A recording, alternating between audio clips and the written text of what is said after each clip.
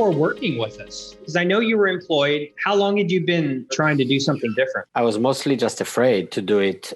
How long were you thinking about it being afraid? Years. Like 2 years ago, I tried once or twice. I got dinged, and then I kind of left it, and I found joy in my role, and then I tried again. And the problem is that also the company took a downturn in the last 2 years. My upside was diluted to the point that now it's like no upside at all. Yeah. There's no reason for me to be there. I was thinking for years, to your question, and I was just afraid to, Make usual stuff. 3 months ago, I got the email from you guys, and I saw that you did this presentation of the cheat sheet. Yeah, and then I joined, yeah. And then I joined it, and I joined this presentation, and the day after, I just signed up. And I remember it didn't go as smoothly as that. I remember because anytime people want to invest in themselves, they always get kind of like, oh, I'm not sure. But then what people don't think about is you've been thinking about this for 4 years, And I remember you talked to Jack, I believe, and then you were like, well, I want to talk to Tim again. And then I talked to you, and because, me and Kara were just talking about this skepticism, especially with all these companies, you hire people to help you and then you're let down consistently. So that's your mindset going to this call of, are these people really going to be able to help me? And I know that was a big concern of yours. And then interviews start flowing in. You're like, hey, okay. I don't know what the day mark is, 70 or 80 days. Now you accepted a role at a company you're really excited about, little more money, a lot more opportunity there, right?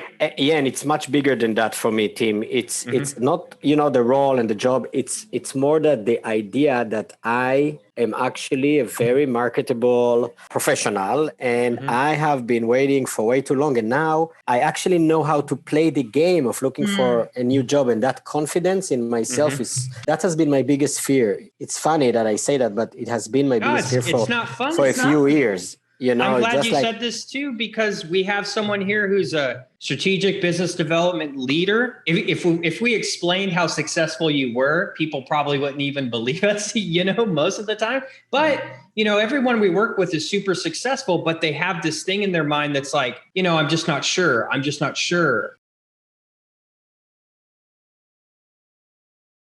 Personally, for me, I would say two things. One, which surprised me, is all the pep talks. I actually discovered that after a few days that I'm kind of listening in and doing the videos, and joining the 2 calls and writing my goals, like following the recommendations, I discovered that actually it soothes me in some ways and gives me motivation. I must say that a lot of this, it's not the first time that I hear in my life. I heard it throughout my career many times, but that worked really well for me, especially the conversations about how to kind of deal with your own mind and your own thoughts and your own fears and your own doubts and, feed the beast. For me, this is so powerful. It's such a simple concept, right? But it's so powerful. And I do it way too often, and also forgetting the goals. Another thing, I know what to do. But then I get distracted. I do a million other things because I need to do them for work. And then I just forget. So writing the goals is very simple, but for me, it worked. So that's one.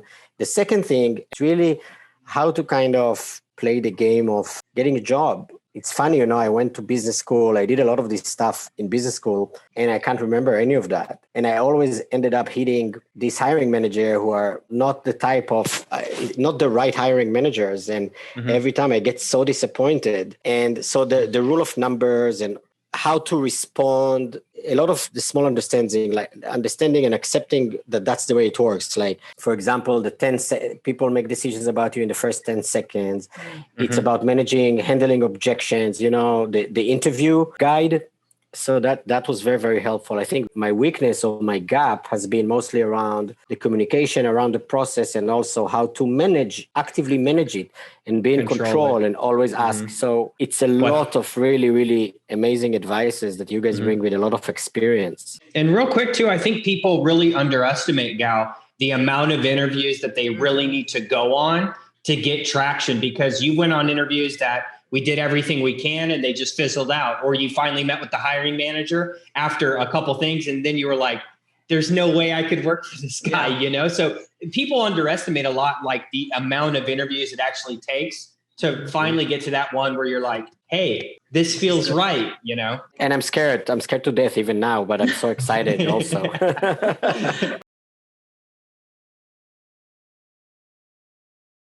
Trust the process. So I think if you really come with an open mind and you're listening, if you're planning to be sarcastic or to object, the recommendations, then maybe it's not going to work so well. But if you come with an open mind, I think it's gold. For me, it has been gold. I really appreciate all of your support. And even, and obviously I'm not saying this, but, you're always responsive. You're always with a great attitude and so much patience. And it's really a gold program. And I'm happy to recommend, if you have prospects that need to talk to someone in tech, in the Bay Area, I'm happy to.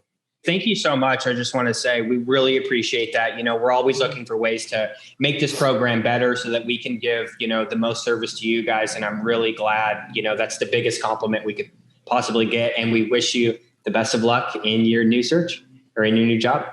Thank you.